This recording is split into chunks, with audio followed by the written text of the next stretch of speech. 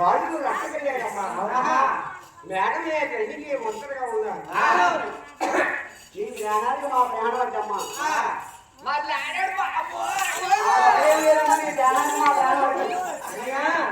ఇంకా మీరు రాజు ఎలా ఉండో చెప్పమంటారా?